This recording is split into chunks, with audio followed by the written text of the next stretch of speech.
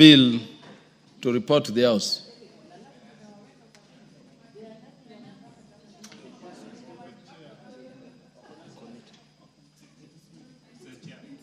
I've said the chairperson who treated the matter of the finance bill to report to the House. Very well. On behalf of the chair, David Ochieng, Honorable Speaker. Honorable Speaker, I beg to report that the Committee of the whole House has considered the Finance Bill, National Assembly Bill number 19 of 2025, and approved the same with amendments. The mover of the bill to move agreement with the report. So, Honorable Speaker, I beg, maybe before I move, Honorable Speaker, is to really thank the members of this House for the great, robust debate that you've had, because I think, I strongly believe it has enriched our debate and informs how we are going to carry out this particular exercise even in future. So, Honorable Speaker, I beg to move that this House do agree with the report of the Committee of the whole House on its consideration of the Finance Bill, National Bill number 19 of 2025, and its constitution thereof, and I request Honorable Shiforomondo, the MP for the great people of Lungalunga, to second. Honorable Shiforomondo.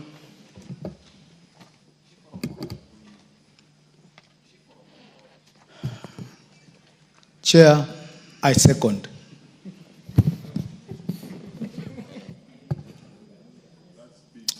Honorable members, I propose the question that the House do agree with the report of the Committee of the whole House on its consideration of the Finance Bill, National Assembly Bill number 19 of 2025.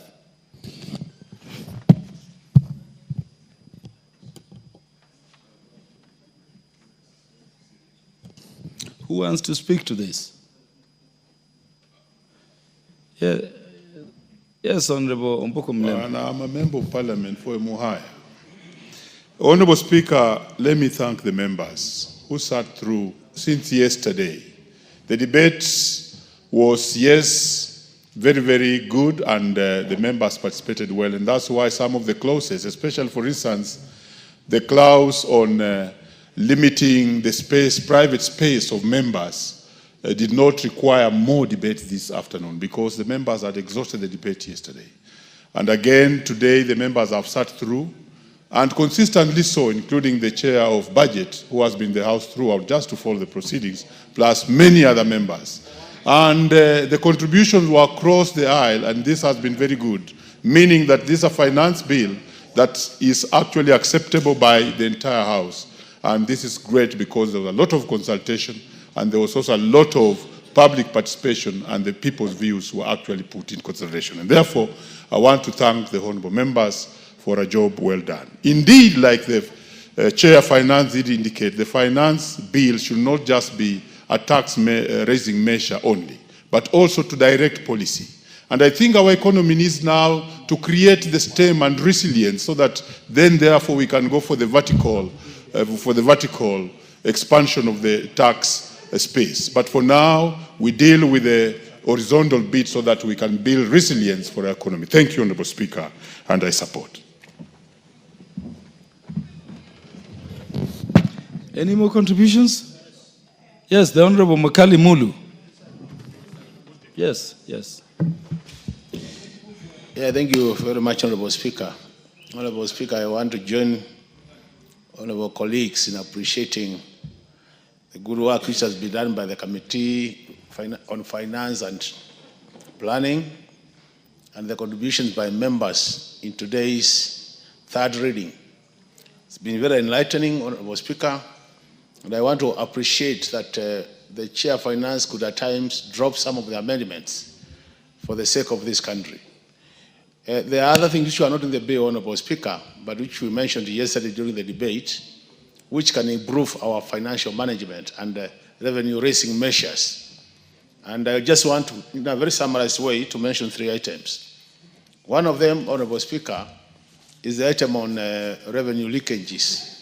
Honorable Speaker, even as we appreciate the fact that KRA needs to collect more taxes, it's also important that we appreciate that there is need to ensure that whatever is collected from Kenyans, because it's out of hard work, is managed prudently for the sake of this country. The third matter, Honorable Speaker, is there are lots of Kenyans who are not paying taxes, and more so because of the nature of our economy, which is more of informal. I think we want to ensure, Honorable Speaker, that we bring as many Kenyans to the tax bracket, so that we have more people paying taxes, and then we can think of reducing the tax rates, so that people have more money in their pockets. In that case, they can trigger economic activity in the country, which will lead to economic growth, which is good for the country. The last item, Honorable Speaker, there was a proposal, I don't know from which organization, a proposal to review our pay bands. I still insist, Chairman, that matter, you and your committee take it seriously. It is a very progressive proposal, and if we can implement it, it will be good for this country. Otherwise, thank you, honorable members, for all the contributions we have made to this bill. Members, we have the Equalization Fund appropriation bill to deal with. We also have the appropriation bill to deal with. And so I'm going to give all of you a chance, but please make it brief. The Honorable Samuel Atandi, the Chair of Budget and Appropriations Committee. Honorable Speaker, thank you very much. Let me also join my colleagues in appreciating the competence and the leadership of the Chairman of Finance Committee, my brother CPAK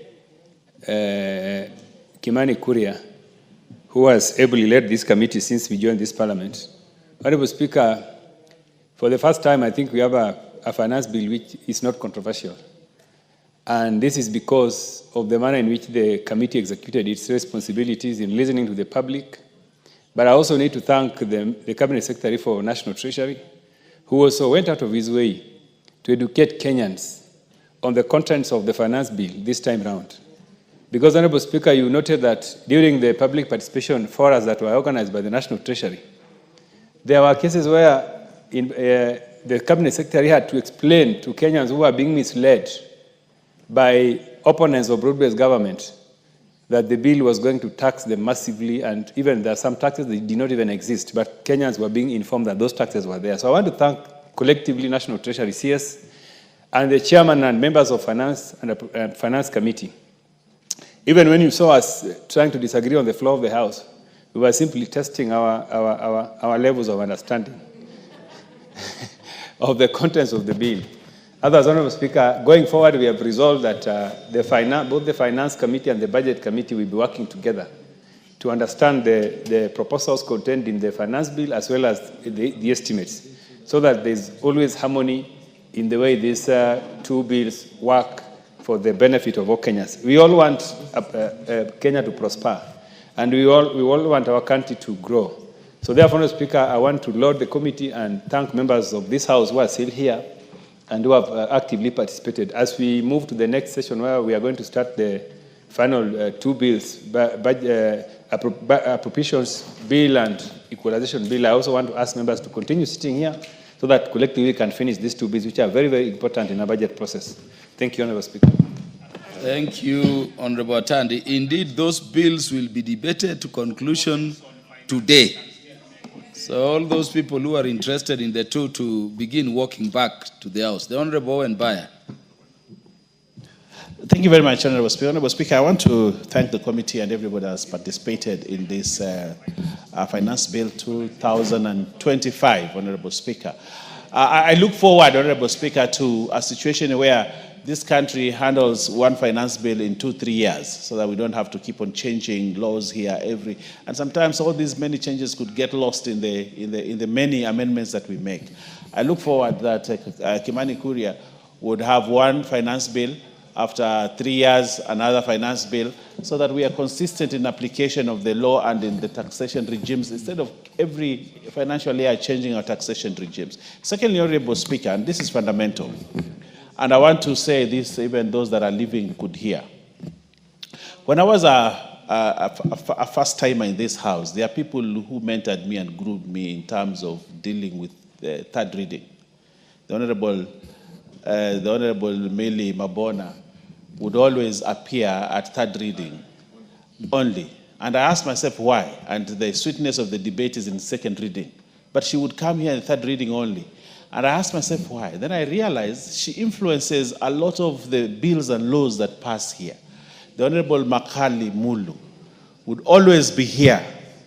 The Honorable, no, definitely I couldn't know. The Honorable Pukose. And those that, and of course the chair, the speaker, a TJ. There are certain people who made us who we are. But Honorable Speaker, looking around these days, I do not see, apart from Mayaka, and probably now Nyakundi is here, I don't see people getting interested in actually the lawmaking, and that should worry us as a house.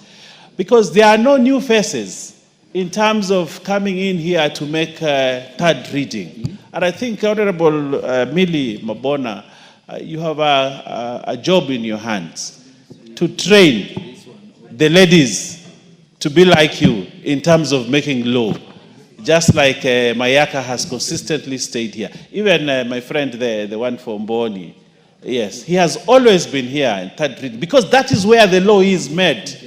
That is when you make a difference in this country, not the second reading where we just talk and talk. But Honorable Speaker, we need to find a way to bring new entrants. Otherwise, I can assure you, if we have new members in the 14th Parliament, there will be we would have a problem doing third reading and doing committee of the whole. So, Honorable Speaker, I don't know what you will do, but the numbers in third reading are thinning. And that's not good for this country, Honorable Speaker. I thank you.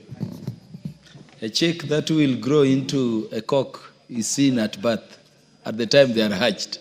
So we know from the time Honorable Rene Mayaka came, we knew she would be a great legislator. Honorable Mayaka, make your contributions. Thank you, Honorable Speaker. And you know very well I learned from the best. Honorable Speaker, I just want to also give my accolades to the committee that is led by fellow CPA Kimani Kuria, this particular finance bill, and especially the theme around encouraging policy rather than just looking at the common mwananchi and increasing taxation.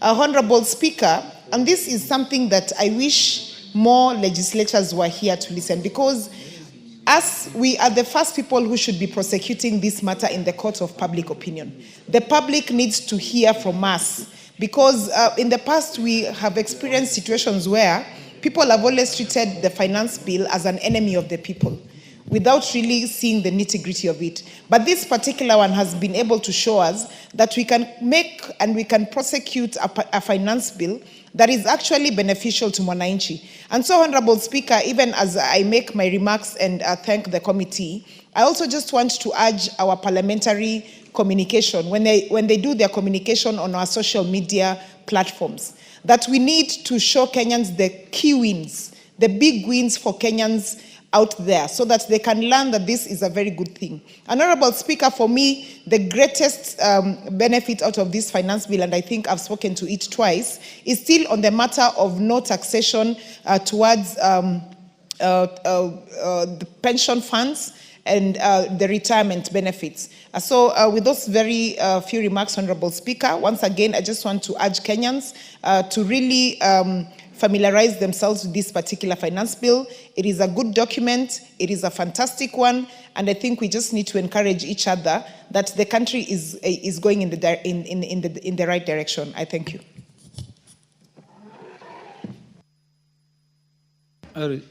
The question relevant to where we are and all preceding matters will be put when this business will come to the House in future.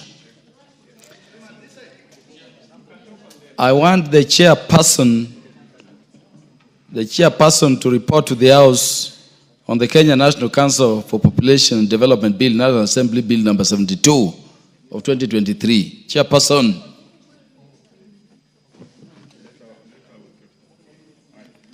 Would you give the chairperson the mic? Asante sana. Thank you very much. Honorable Speaker, I beg to report that the Committee of the Whole House has considered the Kenya National Council for Population and Development Bill, National Assembly Bill number 72 of 2023, and approve the same with amendments. Would the mover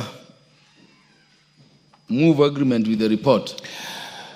Honorable Speaker, I beg to move that this House do agree with the report of the Committee of the Whole House on its consideration of the Kenya National Council for Population and Development, National Assembly Bill number 72 of 2023. Honorable Speaker, this is a very important piece of legislation to set up the Kenya National Population Council, Kenya National Council for Population and Development, Honorable Speaker. For many years, Honorable Speaker, we had of a Kenya National Council for Population, but it had been anchored on a legal notice. But now we're actually giving the law so that we can set up the institution, and this is a positive move. And I want to thank the committee, chaired by the Honorable Kimani Kuria, for a good job. We now have a law that establishes this organization, and I love the transitional clauses. We have passed laws here which have eventually been controversial in the sense that you do not know where the staff will go and all that kind of thing.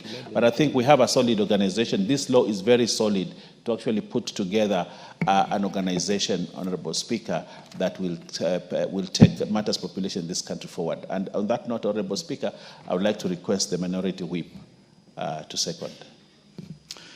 The Minority Whip, the Honorable Millie Grace Akoth Odhiambo Mabona.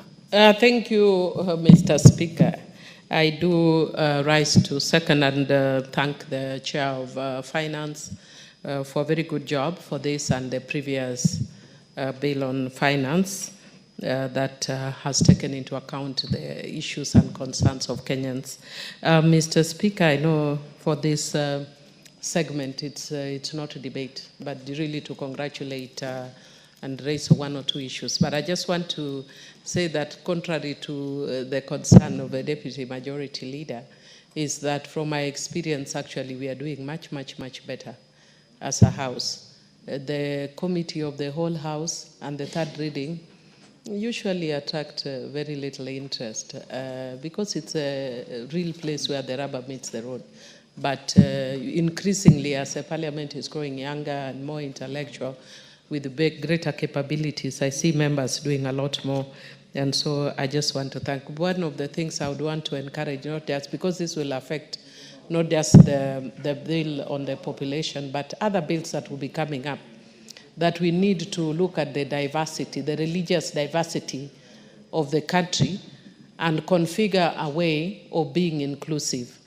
That the moment you say, for instance, I know when you are talking from a national level, the SDS may be a minority, if you think about it as at a national level. But in my constituency, SDS are 80 or more than 80% of the constituency. So for you, it might look like a minority, but for me, it is a majority. And so when we put them, because we must appreciate everybody in their manifestations and forms. And so I would want us to consider a manner in which the Christian faith is inclusive, and the way in which the Muslim, Hindu, and other faiths are also inclusive. Otherwise, I do second. And thank you. Members, I propose the question. This House do agree with the committee, with the report of the Committee of the Whole House on its consideration of the Kenya National Council for Population and Development Bill, National Assembly Bill number 72 of 2023. The Honorable Kimani Kuria, you want to speak to this?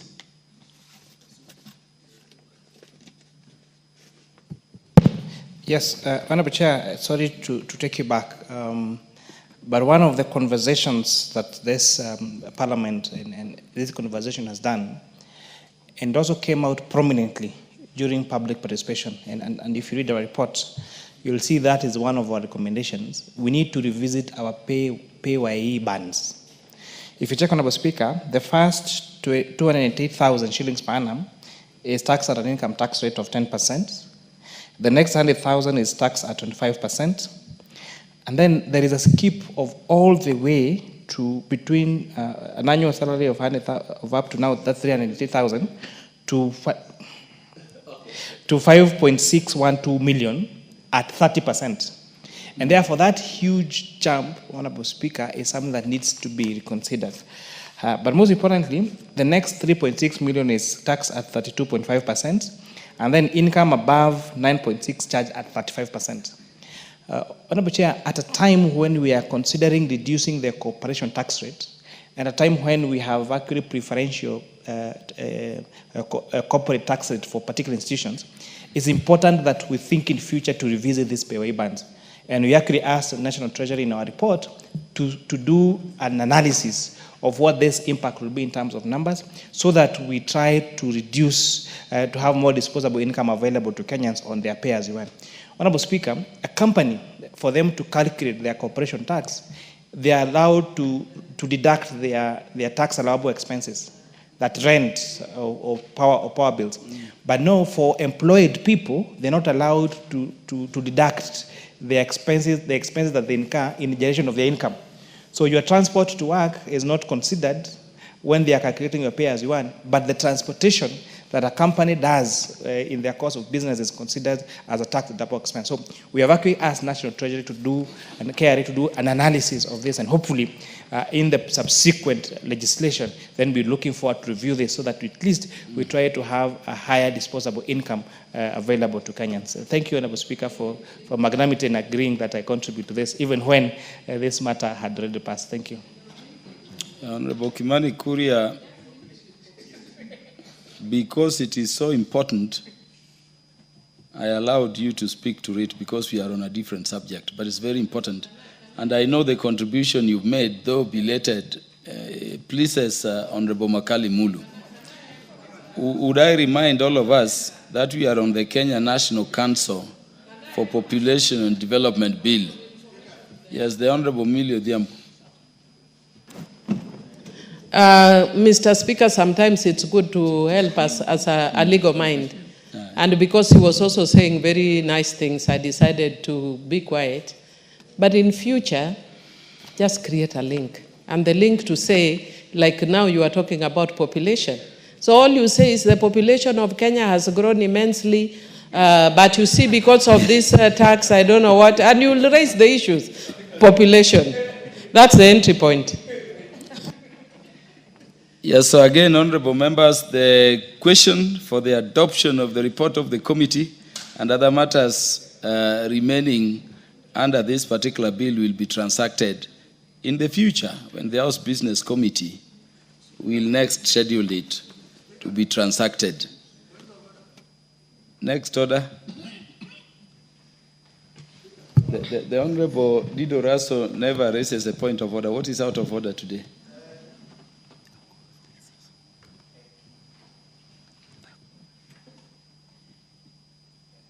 The directions I've given are all for the convenience of the House. Thank you very much, Speaker. As you are giving chances to those who are speaking, I notice you are biased to your left. Maybe I think I don't know, I cannot really prove that you are limited by your peripheral vision on the right. Please, in future, those of us in the House also wish to contribute. Thank you, Speaker. Honorable Dido Raso, never ever attribute any form of bias to the Speaker. The Speaker observes the entire House and recognizes each and every member according to when they are recognized. Yeah, thank you. Yeah, next order. I'm informed the Speaker had ordered that the matter appearing as order number 10 comes first. Was it? Number 9. Which one was to come before, going by the directions of the substantive Speaker? Number 10. Yeah, so call order number 10. Order number 10, the Appropriation Bill, National Assembly Bill number 23 of 2025, second reading. Mover. Thank you, Honorable Speaker. Honorable Speaker, I beg to move that the Appropriation Bill, National Assembly Bill number 23 of 2025, be read a second time. Honorable Speaker, this bill authorizes the issuance of funds from Consolidated Fund to finance national government expenditure for the year 2025-2026 financial year. This bill, Honorable Speaker, was introduced here in the National Assembly and read for the first time yesterday, June 17, 2025. The bill is a cornerstone of Kenya's annual budget process, enabling the government to implement its spending priorities for the fiscal year. Honorable Speaker, this bill follows the approval of budget estimates by this House. And the Honorable Speaker, if you can remember, the budget, we approved a total budget of approximately 4.23 trillion, which is equivalent of 22.3% of our national GDP. The budget estimates include 1.8 trillion for ministerial recurrent expenditure, 1.3 trillion for interest payments on debt and pensions, and 472.5 billion for ministerial development expenditure. Honorable Speaker, additionally, 2 billion has been set aside for contingency fund, and 405.1 billion has been allocated as equitable share to county governments. Honorable Speaker, just to comment on the county allocations, it's to report that following the conclusion of the mediation process this afternoon, in which the report has already been tabled on the House, the county share by allocations now is no longer 405 billion. We are now allocating 415 billion as shareable revenue to counties. I needed to clarify that. Honorable Speaker, just let me also just make brief comments on the revenue projections. Honorable Speaker, we are projecting to collect 3.3 trillion as total revenue project. That is inclusive of ordinary revenue, which is 2.7 trillion, 46.6 billion as grants from donors. And Honorable Speaker, in the area of fiscal deficit, we are going to borrow 923 billion to fund the fiscal deficit. This will be 4.8% of GDP as fiscal deficit. Honorable Speaker, looking at the borrowing structure, locally, Honorable Speaker, we are going to borrow 635 billion, while we are going to borrow another 287 billion from external sources. Honorable Speaker, these allocations are going to fund multiple development projects in the country. For example, in the area of agriculture, we have allocated 47.6 billion to fund our agricultural sector. Honorable Speaker, you know that agriculture is a cornerstone of this economy, and for the last 2 years, inflation has been able to come down, courtesy of the food production that has been realized in this country, courtesy of the allocations we've been able to give the agricultural sector. Honorable Speaker, we have 8 billion allocated to fertilizer subsidies. Honorable Speaker, you know this is one of the biggest gains that has helped us to fund the agricultural sector and to increase production. Honorable Speaker, we are allocating 133.4 billion to our health sector. This is the allocation that is going to help us manage primary health care and all other matters that affect our health systems. Honorable Speaker, on the energy sector, we are allocating 62.8 billion to help us in all electricity concerns, including rural electrification, etc. Honorable Speaker, and the biggest chunk of this budget is going to fund the education sector, where we are allocating 658 billion in the entire sector. TSC will take the largest share. And Honorable Speaker, I just wanted to give you a brief of some of the critical allocations that we have been able to fund, and which this appropriations bill, when turned into law, is going to help us to process. Honorable Speaker, because the appropriations bill is a product of the total estimates which you already passed here when we were processing the Committee of Supply.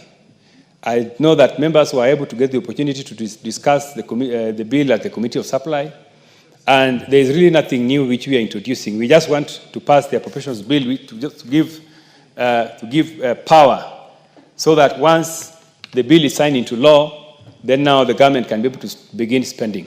So, Honorable Speaker, this is not a very difficult bill because most members have already gone through this bill in second reading. And therefore, I don't want to belabor on this. The Cabinet Secretary for Treasury was also here, giving us the highlights of the critical expenditures. And therefore, Honorable Speaker, there's really nothing new that members should belabor in discussing this bill. I therefore would like to allow my Vice Chairman, Dr. Pukose, to second. Thank you.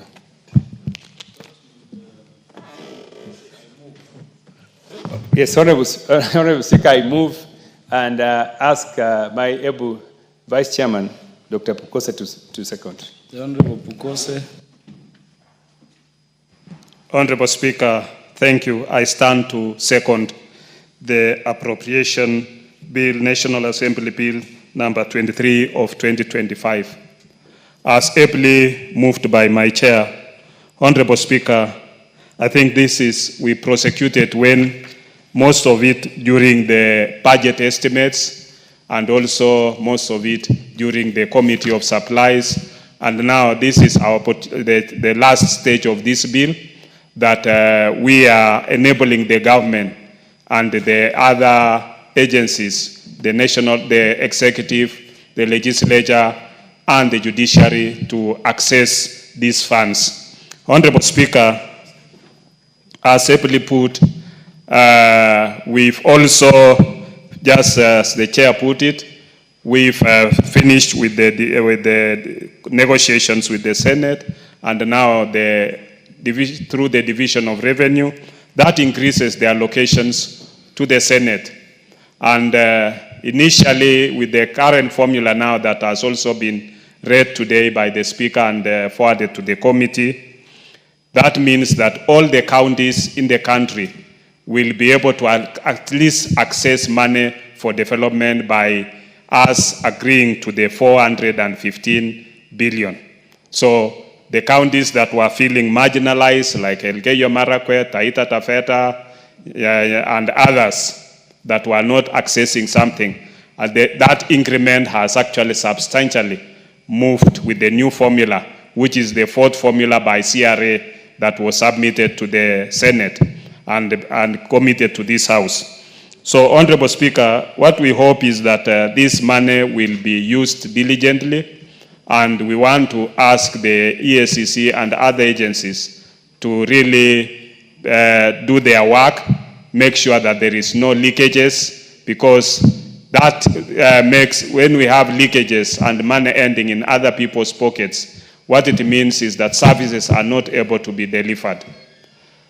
Honorable Speaker, in the budget estimates, we provided 13 billion to primary health care.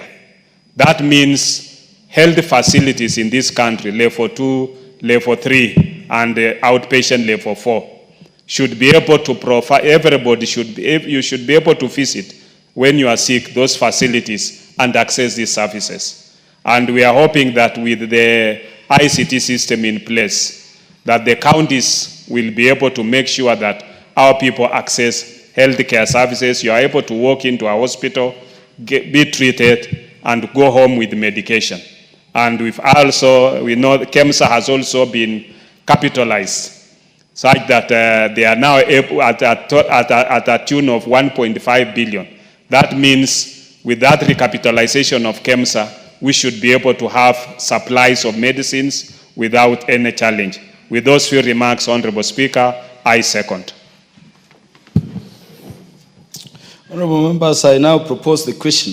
Appropriation Bill, National Assembly Bill number 23 of 2023, be now read a second time.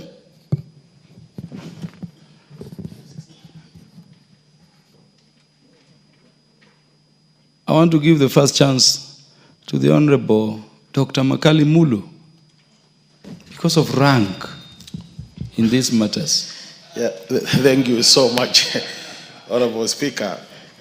You know, Honorable Speaker, we joined this House the same day, and it's good to appreciate that being here 3 times is not easy. So, Honorable Nyakundi must appreciate that fact. Thank you so much. Honorable Speaker, I will not take even more than 4 minutes, because as my chairman said, This was discussed during the budget debate, discussed again during the Committee of Supplies, discussed when the CS was presenting the budget to us, and now we are here doing the almost like the fourth time, and I think without much repeating, let me just raise two issues, Honorable Speaker. Our chairman has said that they have decided through mediation to increase the county allocation to 415. The allocation which was approved by this House was 405.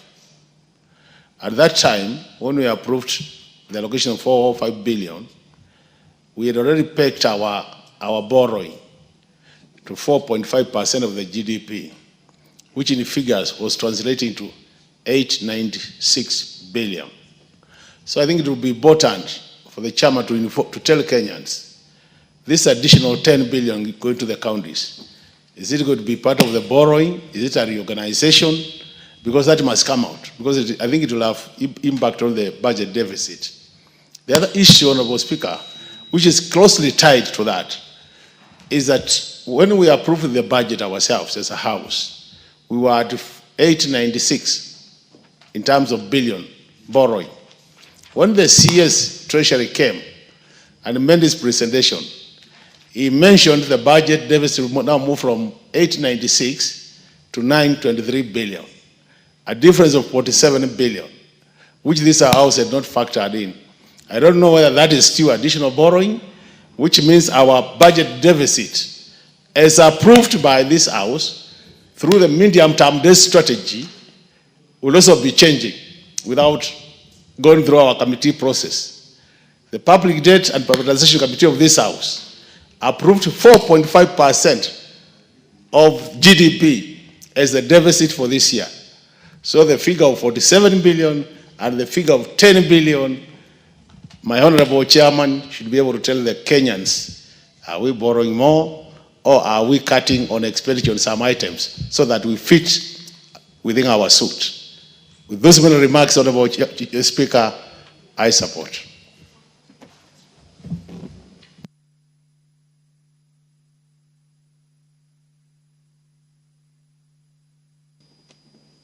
The Honorable Dido Raso is recognized. Finally, thank you very much, Honorable Speaker. Honorable Speaker, this indeed is the culmination of the budgetary process 2025. And we must thank both the Committee of Budget and also the Finance Committee. I think they have done a good job. That for the first time, there isn't much acrimony or contestation of the budget and also the finance bill. Honorable Speaker, I just want to make a few points.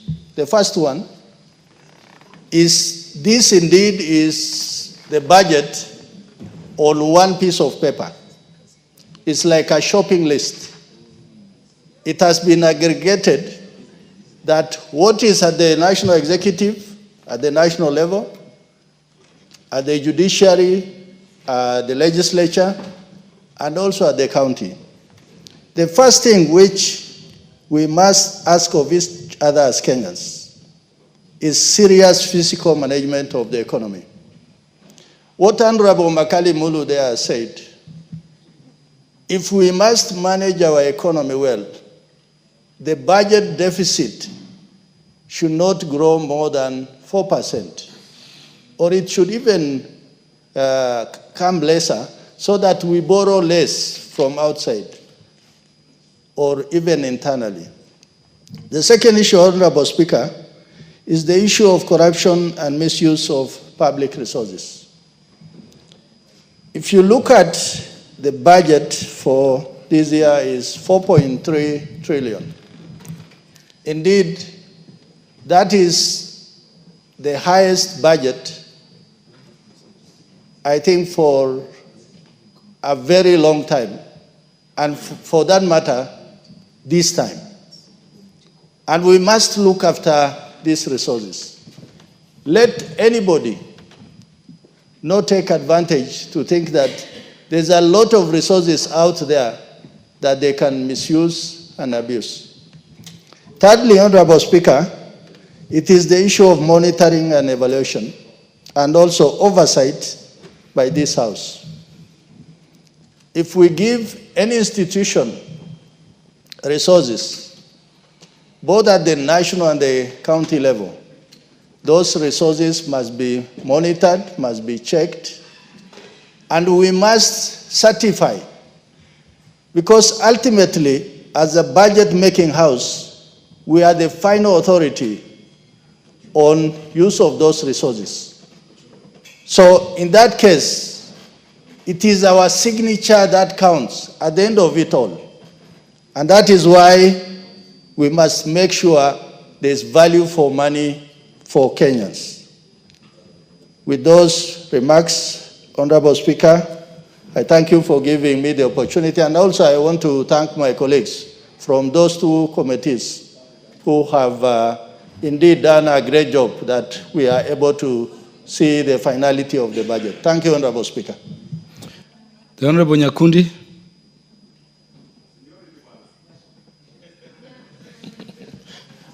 Thank you, Honorable Speaker, for also giving me this opportunity. Could we try to speak less, this being the appropriation bill, so that we transact the 3 bills which are pending to be concluded by the hour?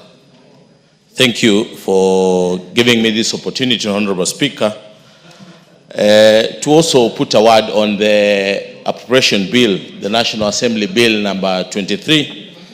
As the rest have said, we have discussed this bill initially through the Committee of Supply. This is a bill that gives the executive, the judiciary, and the legislature powers to use the money that has been appropriated through the budget committee. And as you know, we have passed a bill of about 2.3 trillion Kenya shillings. This goes into assisting Kenyans. As the rest have said, let me just repeat this. We are passing a bill of about 2.3 trillion Kenya shillings, 415 billion that goes to counties, and 700 billion that goes towards development of various sectors. And I want to thank the Committee of Budget led by my able chairman, Honorable Samuel Atandi, because he has considered and made sure that this time round we will make sure that we are able to employ we are able to recruit the police officers, about 10,000 of them, by allocating enough money to make sure that we employ the police officers. We make sure that we have more people who are going to be taken for interns through for 20,000 interns. We are also making sure that this time round we are going to employ the UHC workers who were on contract basis to permanent and pensionable basis. So this bill is very important to us because it assists in making sure also that most of the money that goes to the counties are used appropriately. I don't know if I'm getting myself. Yeah? Most of the money that goes to the counties are used appropriately because, you know, we've allocated a lot of money to the counties, but most of these counties are not using this money appropriately. So we want to tell the county governments to make sure that they use the money that they get appropriately to make sure that there is value for money for wananchi back at home. So I want to thank you for this opportunity. And I say thank you, Honorable Speaker. The last will be the Honorable Millie Odhiambo Mabona.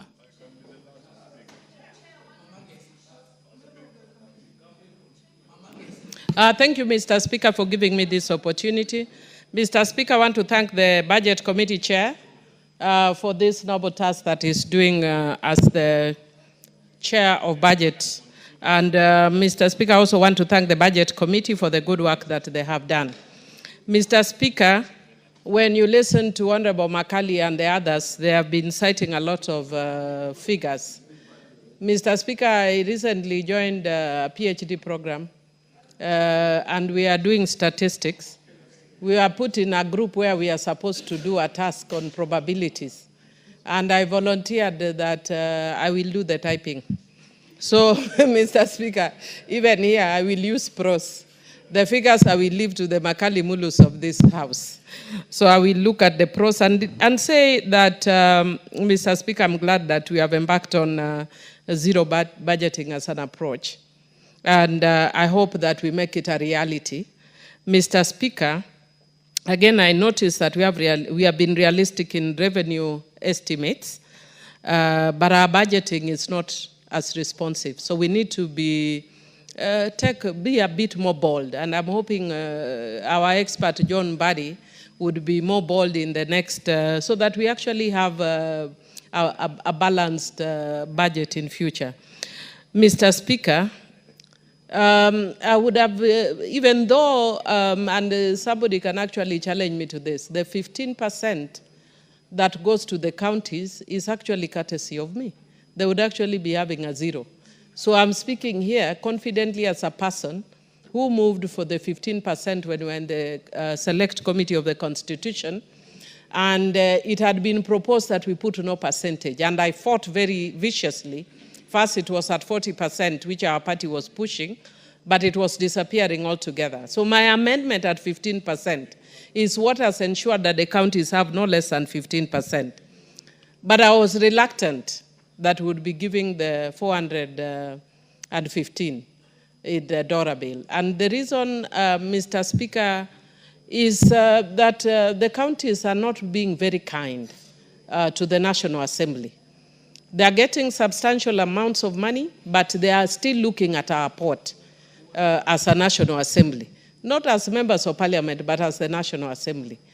I would want to request and urge the counties that those of us who are very strong supporters and adherents to devolution are getting very disillusioned.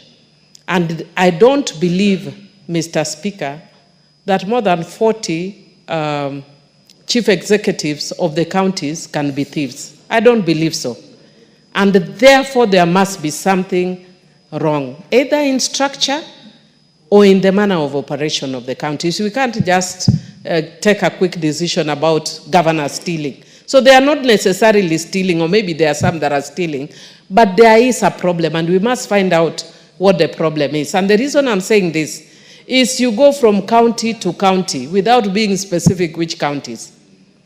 Compare what NGCDF does and what the county resources. If you look at this 415 billion, on average, many counties will be getting 8 billion, 6 billion, 7 billion. What does the county, what do constituencies get? If you combine the entire money of constituencies, hardly reaches 1 billion per county. But you walk in, the Suba North people, when I was getting re-elected, they would be telling me, meaning we can see the things that are being rained on, courtesy of CDF. But for most counties, we can't see what is being rained on.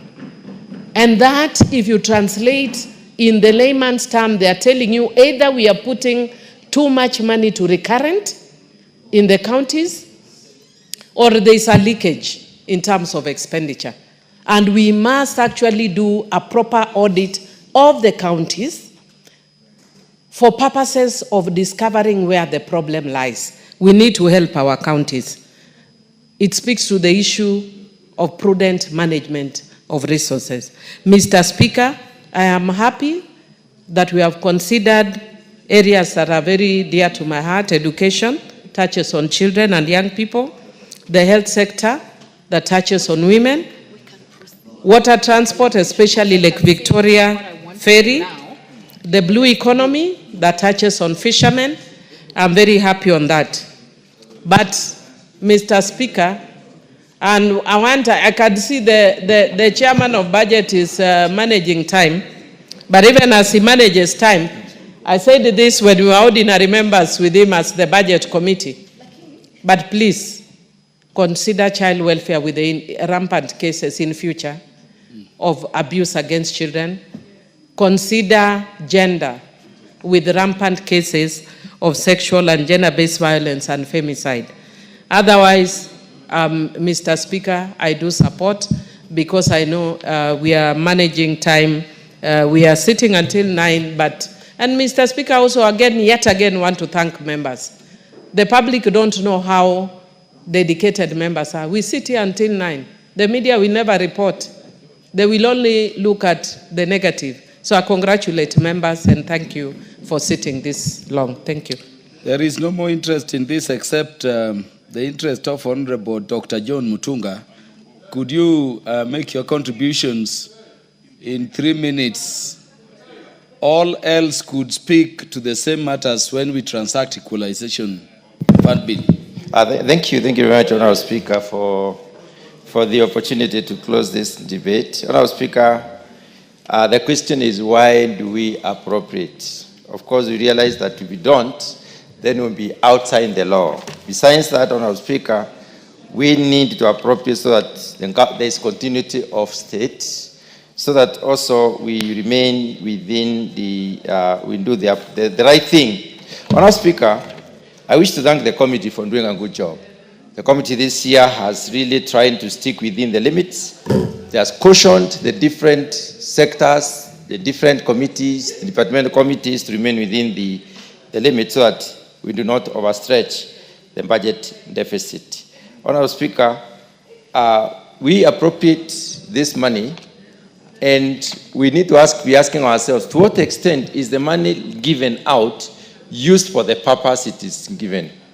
And for those of us who would like to do studies, a clear case study would be to analyze the extent to which the money released for purposes has actually achieved the results that were intended, met the targets that were set, and also gotten to the milestones that have been set. Honorable Speaker, we need to spend cautiously. We need to have prudent use of resources.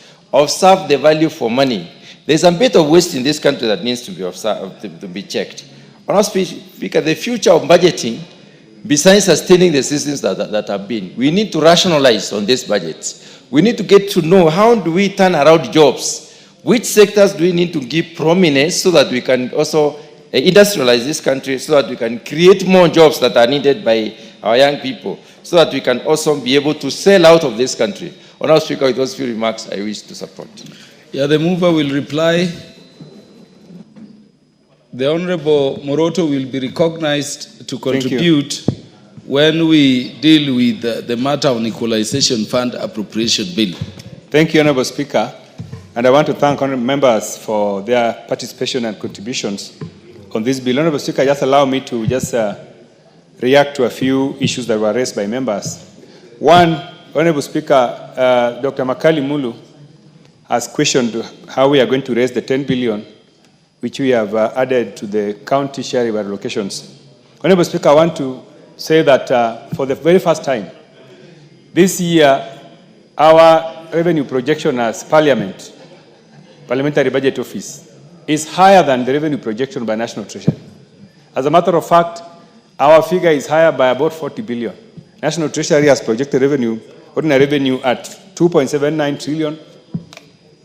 National Treasury has projected ordinary revenue as 2.676 trillion. Our own PBO, the think tank, the physical economic think tank of Parliament in the region, has projected 2.79 trillion. This is a difference of 40 billion, Honorable Speaker. Therefore, Honorable Speaker, in our consideration of more revenue to counties, we consider that just raising 10 billion out of this revenue was going to be practical. Honorable Speaker, for the very first time, it's important to note that always our own projection of revenue always agrees with what is finally collected. So, Honorable Speaker, we are sure that the figure of 2.79 trillion, which we are projected as Parliament, is going to be realized by KRA. And therefore, just taking 10 billion out of that to counties is something that will not affect our physical space And therefore, the fiscal deficit, which we are projected at 4.8% to GDP, is still stagnant, and this projection is not affecting it. Therefore, I wanted to confirm to my colleague that we are not going to affect, we are going to increase borrowing because of this addition. Honorable Speaker, I want to thank everybody. Honorable Millie Odhiambo has challenged us to allocate more resources to child welfare. I am in agreement with her, and we are going to ensure that going forward, allocations to children is enhanced. Thank you, Honorable Speaker. I want to thank members for staying with us. And Honorable Speaker, I beg to move. I beg to reply. Yeah, thank you, Chair. Thank you. Budget and Appropriations Committee. For the convenience of the House, the question, the second reading of the subject bill will be put when the House next considers the matter in future. Next order. Order number 9, the Equalization Fund Appropriation Bill, National Assembly Bill number 21 of 2025, second reading. Mover. Honorable Speaker, I beg to move that Equalization Fund Bill, National Assembly Bill number 21 of 2025, be read a second time. Honorable Speaker, this bill was published on 12th June 2025 and introduced to the National Assembly on the 17th, June 2025. It was referred to Budget and Appropriations Committee for consideration and reporting to the House. The bill seeks to provide legal authority for appropriating monies from the Equalization Fund for use in the beneficiary regions during the financial year 2025-2026. Honorable Speaker, pursuant to Article 204, Sub 1 of the Constitution, the Equalization Fund is established requiring that half, 0.5% of all revenue collected nationally by national government is allocated to Equalization Fund. Honorable Speaker, the amount distributable is computed based on the most audited national revenue accounts by National Assembly. Honorable Speaker, it's important to note that for the consideration of this bill, the audited and approved revenues we are using are for the financial year 2021-2022. And Honorable Speaker, the audited revenues for this financial year is approximated at 1.92 trillion. That is the revenue for which we are considering the Equalization Fund. Honorable Speaker, Equalization Fund is exclusively for essential services. That is water, road infrastructure, health facilities, and electricity. Those are the projects that are supposed to be funded by Equalization Fund. And historically, they must be from marginalized regions. Honorable Speaker, the objective of the fund is to elevate the standard of living in those areas so that they can be able to be at the level comparable with the rest of the nation. Honorable Speaker, the allocation to Equalization Fund must adhere to the structured framework formulated by the Commission on Revenue Allocation in accordance with Article 216, subsection 4. The current operational policy, Honorable Speaker, is on its second consideration, and it identifies 1,424 marginal areas across 34 counties as beneficiaries. Each designated county receives a proportional share of the fund as determined by the CRA's allocation criteria. Honorable Speaker, in this bill, you are appropriating 16.8 billion for the development of these areas that have been identified. Just to highlight for you, Honorable Speaker, how we are arriving at 16.8 billion which we are allocating. First of all, Honorable Speaker, 6.2 billion is money which is being carried forward from the last financial year, this financial year, 2024-2025. 10.6 billion is earmarked for this financial year, 2025-2026. Honorable Speaker, 9.78 billion is representing 0.5% of the latest audited and approved national revenues. And Honorable Speaker, 2.7 billion is constituting arrears authorized under the Division of Revenue Bill 2025. Honorable Speaker, this bill is allocating, in 2018, the fund allocated 12.4 billion, which was arrears for 2014-2016. And 10.7 billion was earmarked for 2021-2022 financial year, which was the second marginalization policy. Honorable Speaker, I wanted to say that as we talk, we have arrears of about 45 billion, which has not been remitted to coalition fund. And this is a very big challenge for the fund, because there is a financial year where there was zero allocation to this fund. And Honorable Speaker, this really has really affected the performance of this fund, and it is a concern which the Budget Committee has raised with Treasury, that we believe that we really need to enforce it going forward, that we need to be able to ensure that we have been able to fund all those arrears. Honorable Speaker, there is also persistent regional disparities in the way this fund is allocating resources. For example, 8 counties account for over 60% of the fund in this budget. Turkana County will receive 1.86 billion, West Pokot will receive 1.7 billion, Narok County will receive 1.3 billion, receiving the high shares. Mandera, Wajir, Samburu, Garissa, Baringo collectively will receive 5.5 billion. This, Honorable Speaker, really underscores the marginalization that I was talking about in the way the fund is being shared. To safeguard accountability, Honorable Speaker, we recommend that the funds bypass county revenue funds account and instead flow directly to dedicated central bank accounts for each county. Honorable Speaker, we are making this recommendation because we want to ensure that when these funds go to counties, they are not used for other purposes, because we know the governors lack discipline. And sometimes they would receive the money and do something else with it, as opposed to earmarking the funds for the reasons they have been appropriated. Honorable Speaker, we also would like the controller of budget to be the one to authorize the withdrawals. And therefore, so that we eliminate the bureaucracy that exists. There's a lot of bureaucracy in the way these funds is administered. And therefore, we want to give the powers to controller of budget to be able to administer how these funds are flowing directly from after the funds have been bypassed the county revenue accounts. Honorable Speaker, on the issue of arrears and the shortfalls. This financial year, we were trying to meet the shortfalls by allocating about 2.7 billion to factor in the shortfall. But we realized that that is so negligible, especially for the case where we have a shortfall of about 45 billion. So we need a really drastic decision where we need to allocate at least half every financial year. Going forward, we allocate at least half of that shortfall, about 20 billion, so that in the next 2 financial years, we will be able to have allocated the full shortfalls.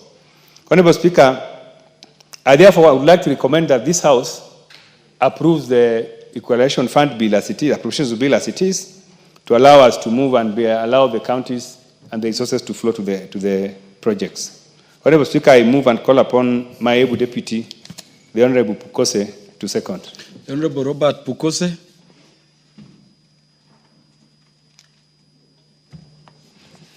Honorable Speaker, I stand to second the Equalization Fund Appropriation Bill, National Assembly Bill number 21 of 2025.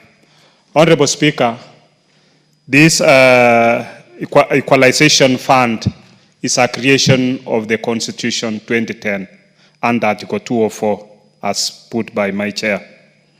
Honorable Speaker, once this Equalization Fund came in, the drafters of the Constitution realized that not all parts of Kenya had developed equally. And we had about 14 counties that were seen to be lacking behind in terms of water, electricity, roads, and health facilities. And therefore, that necessitated the creation of the Equalization Fund to be able to catch up with the rest of the country. This Equalization Fund, the Honorable Speaker, has had the initial policy which focused on the 14 counties, and then we came the second policy which now increased to look at other parameters in as far as Equalization Fund was concerned. And that is created 1,424 regions. Honorable Speaker, even however, despite that, you find that the county allocations reveal that 8 counties accounting for 60% of the total and of the 16.8 as per now the 2025-2026 allocations. Despite that, you find that it is also made challenges because you'll find that there's been push and pull here and there. Initially, this was implemented through various Ministry of Health, rural, the REREC, and other agencies to make sure that these areas got services. But apparently, this made challenges, and therefore it necessitated change of regulations. In this bill, Honorable Speaker, the committee has made amendments that the allocated funds shall not be deposited into the county revenue fund. Instead, the monies will be transferred directly to a special purpose account opened by each beneficiary county at the Central Bank of Kenya. This arrangement, Honorable Speaker, enhances financial control and ensures that the funds are used exclusively for their intended purposes, because we've seen diversion of even health money meant for health. And that's how we came up with the FIF, to make sure that money that is for health is used for health. Therefore, Honorable Speaker, the enactment of this bill constitutes sufficient legal authority for the control of budget to approve and authorize withdrawals from the fund, streamlining the disbursement process.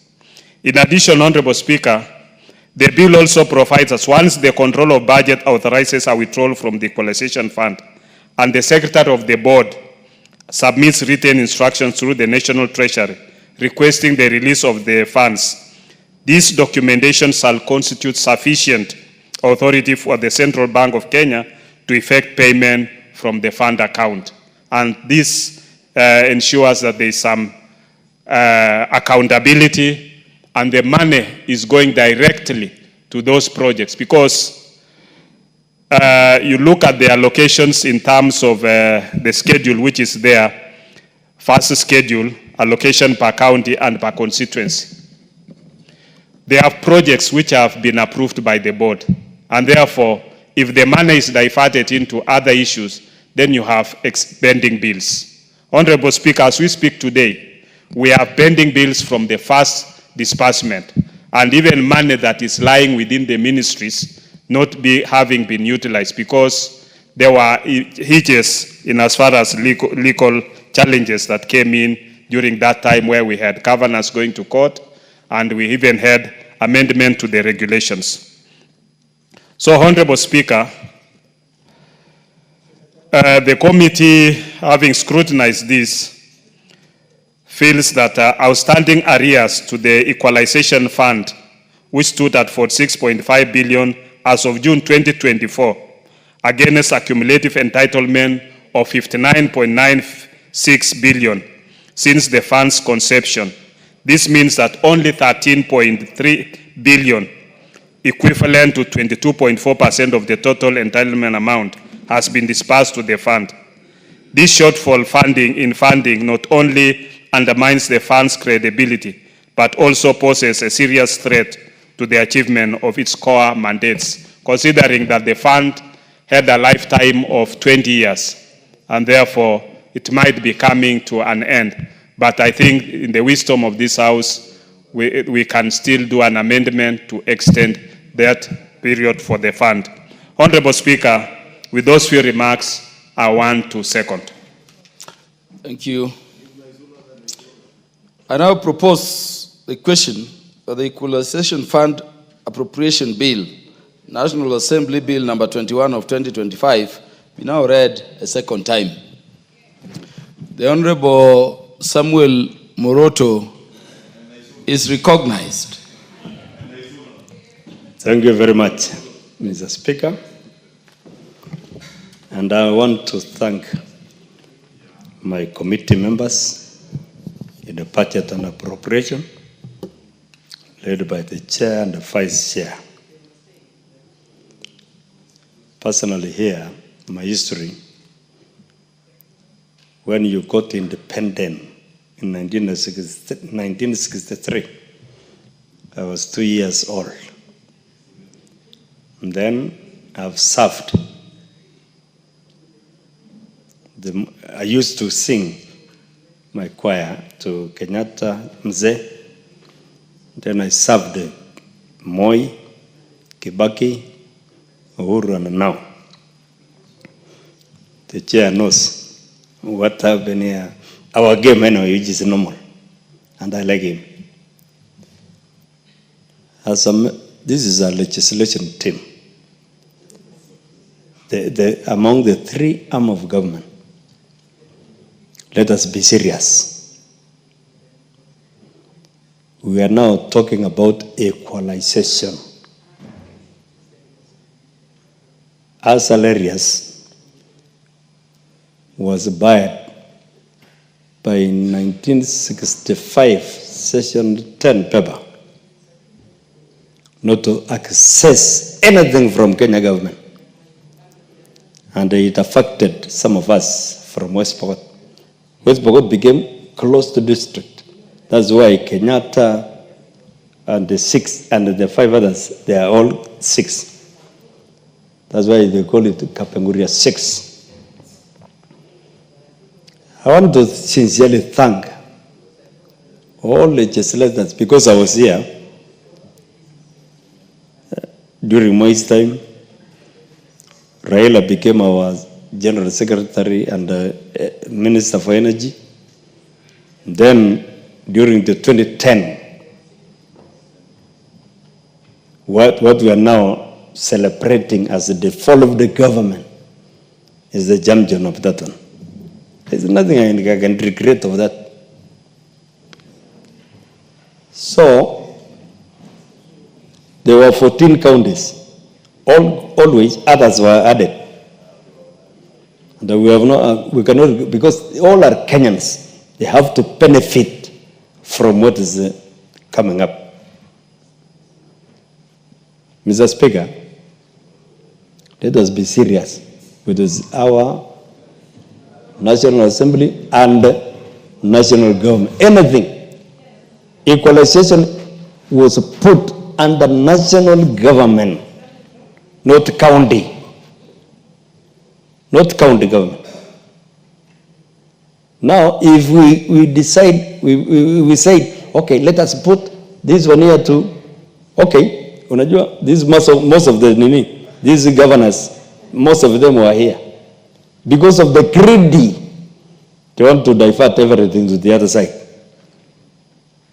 But I like the way now we are discussing. Although we are few here, but we will do something. That's bigger. Let us be stand. National government, CDF, Kera, Kora should remain with the national government. I'm a teacher by profession. One time I was chairman Kenya National Union of Teachers during the leadership of Diadongo and Katomanga, being the chair. And then, but I became the executive secretary. When my MP Lotodo Francis, who was a minister, died, that's why I came here.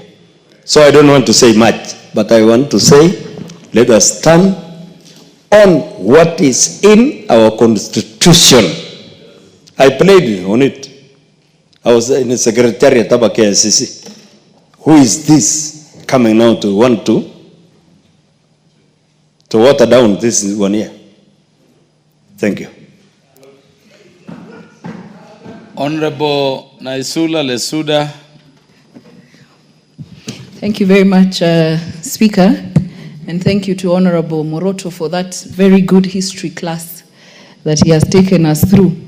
I want to congratulate members of the committee where I also sit, the Budget and Appropriations Committee, under the able leadership of Honorable Atandi and our Vice Chairperson, Honorable Pukose, for the work put in to ensure that we have a budget that had a lot of consensus, there was no acrimony, and even the equalization bill, Mr. Speaker. I just want to speak to 3 things. One is the issue of exchequer. there is one issue to appropriate and another one to receive funds, Mr. Speaker. And I want to say this in regard to equalization fund and even the whole issue about the funds that the counties receive. When we do supplementary budgets here, the national government is the only one which receives budget cuts. But the county governments receive all their funds for that financial year, Mr. Speaker. And so the 415 billion that they will be receiving from next financial year that we will be passing in this house, Mr. Speaker, it is important to note, and even the equalization, although we have arrears on some of the equalization funds, it is important for counties to know that they receive the money that that was appropriated by this house. So as a house, we are doing our work, and also Treasury is doing its work in ensuring that they receive the money, Mr. Speaker. And so even as they fight for more funds to go to the counties, it is important to note that. There is also the issue of the exchequer, as I have said. Most members here will now go with the appropriations bill saying that this project will be done in their constituencies or in the areas that they come from. But by the end of that financial year and with the many supplementaries that we have, Mr. Speaker, they end up not being funded. And so it is important that we prioritize the funding of what has been passed by this House, Mr. Speaker, especially issues to do with capitation of schools, basic things like now when the UHC, we make sure the money is available, we confirm them, things that really touch on Kenyans, Mr. Speaker. On the issue of equalization, we will not get tired of repeating that we should follow the Constitution, as what has been said by Honorable Moroto. There was the whole reason on why it was on 14 counties. There were people who sat, debated, analyzed, agreed on the 14 counties, Mr. Speaker. Now we are at 1,424 sublocations. These monies become so little. A sublocation is given 3 million, 2 million, 7 million, Mr. Speaker. It is only fair because in the third policy that CRA will be working on as soon as they receive their funds, this house should do service to the 14 counties that were to benefit from equalization fund, Mr. Speaker, so that now the issue of marginalization will be totally forgotten about, and so that that money can uplift those counties to come to where they are supposed to be. And so that I can allow my colleagues to also contribute, I will stop it there and support. Thank you. The Honorable Omboko Milemba will be followed by Honorable John Kiragu. Thank you, Honorable Speaker. Then the mover may reply if there is no more interest, as I note. Thank you, Speaker. And I want to support the amendments and the proposals that the committee has done. Order, it is regrettable. Order, Honorable Milemba. Honorable Jematia, we also have the roads. I think there is a matter under Kenya Roads. The Kenya Roads Act is being amended, which we also have to transact before the hour. And for clarity, we are closing at 9 p.m. The House will adjourn, not 9:30. So, Honorable Speaker, the amendments being brought in as suggestions by the committee are great. One, the fact that only 8 counties are benefiting from are taking 60% of the entire amount is something that should be dealt with. And also the spreading out too thin in many areas has to be addressed, because this fund was supposed to actually reverse the gains that had been done by session paper number 10 of 1965 by Tom Mboya, the great son of this country. Number 2, the other proposal to ring-fence the money so that the money specifically goes for essential services is great, and we need to support it by the committee.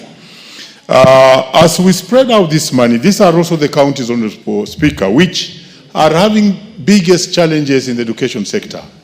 Samburu, Turkana, these are the areas you'll go to and you'll find there's no education going on properly. We want to thank the Budget Committee for having really worked in this area and also having appropriated funds in the education sector, especially the employment.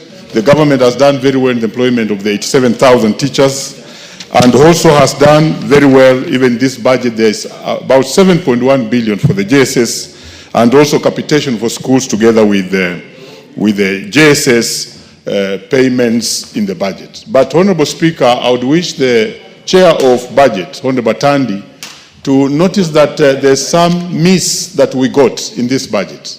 Always, there's what we call collective bargaining agreements. They are signed between the employees and employer. For the teachers and all other employees, the collective bargaining agreements last for 4 years.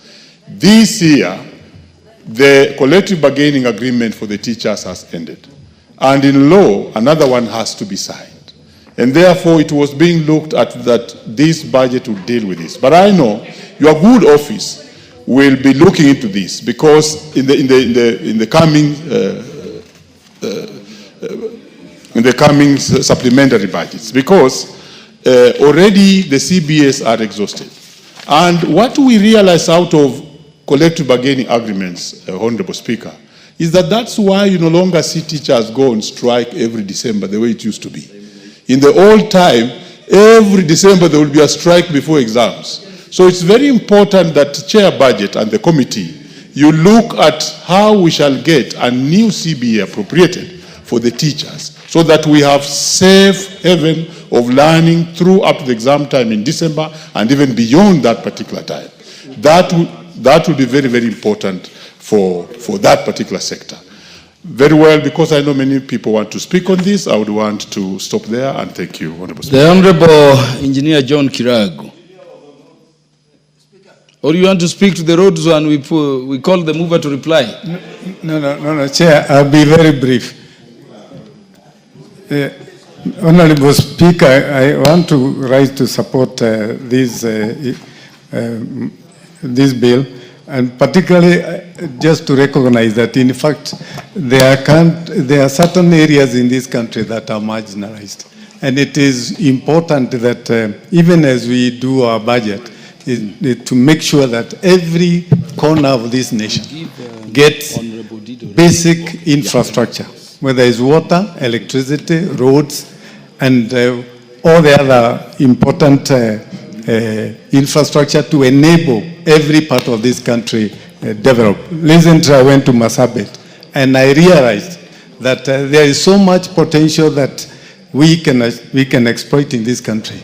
But some of these areas that are marginalized, they do not have what it takes for even anybody to invest in this area. So I stand to support this equalization fund.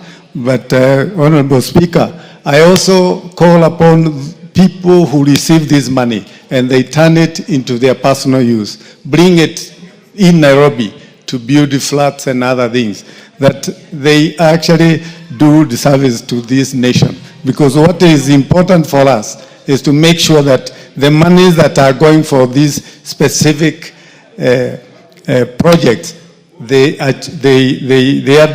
achieve the purpose, and that we give every corner of this nation an opportunity to be able to compete with the rest of the nation. I thank you, Mr. Speaker. Thank you. Let's get Dido Raso to speak on this before the mover replies. Thank you very much, Honorable Speaker. Honorable Speaker, I wish to add my voice to this. I think I oppose this bill.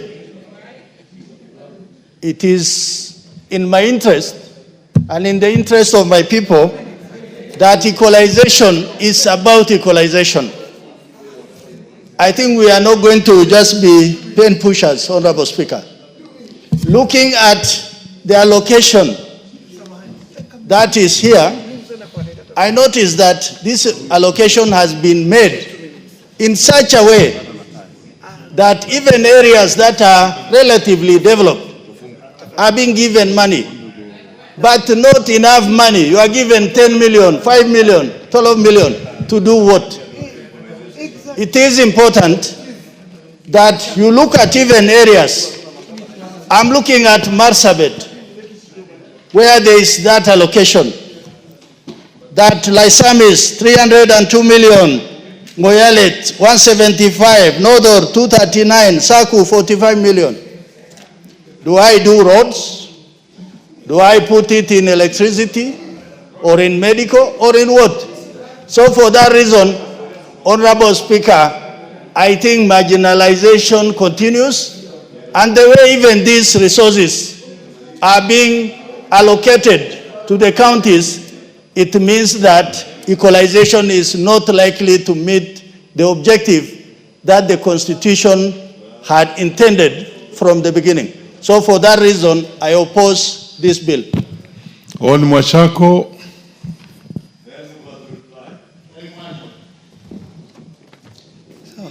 Thank you, Honorable Speaker. I'll be very brief, Honorable Speaker.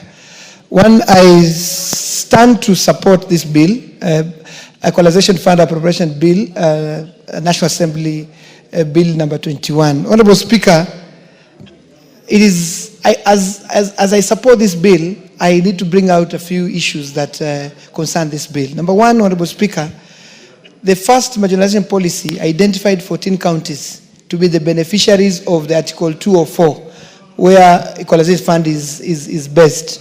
Honorable Speaker, counties like Taita Taveta used to get in excess of 700 million annually. Today, Honorable Speaker, in the bill we are passing today, Taita Taveta has only 21 million shillings, Honorable Speaker. And this is extremely sad, taking into account that Taita Taveta was identified as the first 14 counties that lagged behind, because the previous government before devolution, Honorable Speaker, did not identify itself with other counties that were far from Nairobi, Honorable Speaker. So as I support, Honorable Speaker, I want to request this House, because I know CRA will be sitting to do a new marginalization policy in the next few months, that we revert back to the 14 counties, so that then the real marginalization that has happened since independence can be cured by these funds that are there to achieve equity and equalization of the country, Honorable Speaker. I support this bill, but I want to urge, and I'm happy Majority Leader is here, the next policy must revert back to the 14 counties, so that then we can bring meaning to this. And as I conclude, Honorable Speaker, I know that if we are not careful, another 20, 30 years to come, we will still do another equalization fund if we do not achieve equity in our resource distribution as a country. So, Honorable Speaker, as we do budgeting, as we do everything in this House, we must consider equity as we do resource distribution. Thank you, Honorable Speaker.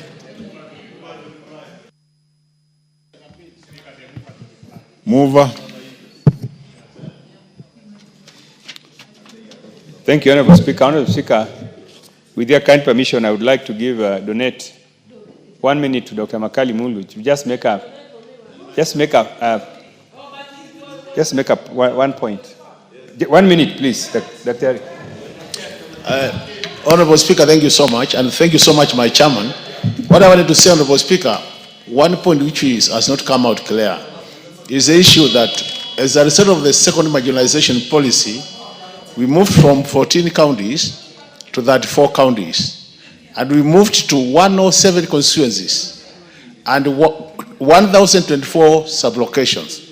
What that has done, Honorable Speaker, is we have pushed the projects to be so small in terms of size that they have minimal impact. The next marginalization policy should factor in the issue of projects with a high impact if we want to help these areas, Mr. Speaker. Otherwise, unless we do that, then we'll have a problem. So the two issues this House must focus on is to ensure that the third marginalization policy captures the interest of all the members who have spoken here, so that we have a clear way forward. The last point, it was 20 years, we have done 15 years with minimal impact. You have 5 years to go. I don't know that as a House, you want to extend that time to 40 years. Some you have to think through. I submit, Honorable Speaker. Honorable Speaker, let me donate another 1 minute to Honorable Jamatia.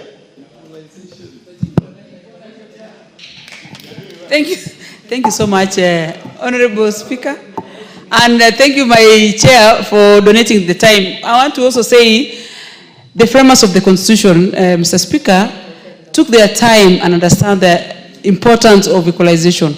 And for the 14 counties that were earmarked from the beginning, I think we should continue using the same framework of the Constitution and enable these counties to fully develop, and especially when allocating. As much as we also agree that they're part of the country continuously having marginalization using their own perimeters, but the initial process, if followed very well, we will be able to uplift this country to almost the same levels. Thank you, Mr. Speaker. Thank you, Chairman. Mover, if you proceed like that, I'll open debate. Thank you. Thank you, Honorable Speaker. Thank you. I would like to thank all the members who have contributed to this bill and who have expressed support for the bill. Honorable members, I have listened to the issues that have been raised by some members, including the kind of priority projects that are being implemented by this fund in the counties. Some members are suggesting that they should be given an opportunity to propose what kind of projects that needs to be implemented. For example, Honorable Speaker, in a county where there is shortage of water, electricity, and even health facilities, some members are proposing that they be allowed to just say, we just need water or we just need electricity. Because we have learned that governors are implementing their own projects of their own choice. Honorable Speaker, we have taken note of these observations, and as a committee, we are going to engage the relevant departments to ensure that this fund actually serves the purpose for which it was created. Honorable Speaker, I beg to reply. Very well, honorable members, we shall prefer putting of the overall question to that particular one in the next sitting. Next order. Order number 14, the Kenya Roads Amendment number 2 Bill, National Assembly Bill number 16 of 2025, second reading. Majority Leader. Thank you, Honorable Speaker. Honorable Speaker, I beg to move that the Kenya Roads Board, the Kenya Roads Amendment Bill number 2 Bill of 2025 be now read a second time. Honorable Speaker, this is a very short bill. It's only a 2-clause bill with the sole purpose of changing or undoing what was done in the 12th Parliament on the terms of service for the Director Generals of the road sector. Honorable Speaker, all the Director Generals in the road sector, those of us who were here in the 12th Parliament, you remember, towards the tail end of the last Parliament, there was an amendment that was done that extended their terms of service as Director Generals from 3 years, as the case is for all other Chief Executive Officers in government parastatals, and theirs was changed from 3 years to 5 years. And therefore, the sole intent of this bill is first to revert to the 3 years in line with the Code of Governance for State Corporations, famously christened as the Mwongozo policy, principle which limits the terms of service for all CEOs to 3 years in line with that Code of Governance, which was put in under the Mwongozo principle to promote good governance in the management of state corporations and their boards. And this is a practice, as I said, in all state corporations, with the exception of these road sector boards that now had 5 years. The second clause in this bill, or the third one, Honorable Speaker, because the first one is the title, is to ensure that for those who may have served a period exceeding 3 years, and they are serving currently in their first term of 5 years, that they will not get a renewal of another 5 or another 3 years to go beyond the 2-term service of 6 years, to ensure that any extension that any one of them gets will be for a further period of 1 year, so that in total they will have served a total of 6 years, just like everybody else in the other state corporations, as I said, in line with the Code of Governance for State Corporations. Therefore, Honorable Speaker, this being a very short bill, I would beg for support. And as I said, this is also to enhance efficiency in delivery of service in our state corporations, more so in the road sector. And members of parliament, being some of the top clients of this road sector, DGs, will tell you some, because they think they are serving a 5-year term, they refer to members of parliament as people who are about to leave office. And I have heard some of them saying, this is the 3rd year in office. I'm here for 5 years, you will go and leave us in these offices. Therefore, Honorable Speaker, and you know how sensitive roads are to our constituents. Therefore, it's imperative that we have director generals of CEOs in these state corporations that are dealing with roads who are responsive to the people's needs. And there is no other way of showing you are responsive to those people's needs other than listening to the people's representatives on issues pertaining to roads, Honorable Speaker, because roads are critical means of connecting and interconnecting our country's areas and growing our economy. And therefore, Honorable Speaker, I want to beg that we all support these amendments so that we are in line with the Mwongozo principle and the Code of Governance of State Corporations, and also to enhance efficiency in delivery of service to Kenyans, as well as promote good corporate governance in our state corporations. Just like it is even in the private sector, Honorable Speaker, you know, many organizations in the private sector, chief executive officers also serve a period of at least 3 years that is renewable based on your performance, Honorable Speaker. With those many remarks, Honorable Speaker, I beg to move and request the Honorable Irene Mayaka to second. Yes, Honorable Irene Mayaka. Thank you, Honorable Speaker. Honorable Speaker, I stand to second this particular bill and to thank the Leader of Majority for bringing it to the House. Because, Honorable Speaker, as the Leader of Majority has put it so well, is that this particular bill, as brief as it is very significant because it seeks to amend Section 13 of the Roads Act, Cap 408, but also to be in line with the Mwongozo Code of Governance for State Corporations. And Honorable Speaker, as a House, it is very important for us as legislators to ensure that we are very dynamic in our legislations, that it actually speaks to the present circumstances of what is happening. And therefore, Honorable Speaker, especially to the fact of we are proposing a 3-year term for the CEOs, renewable only once. But also there's a key line there that says that this is subject to satisfactory performance of the person who is holding the office, so that it is not just automatic that someone assumes when you're holding this particular position, automatically you get your term renewed.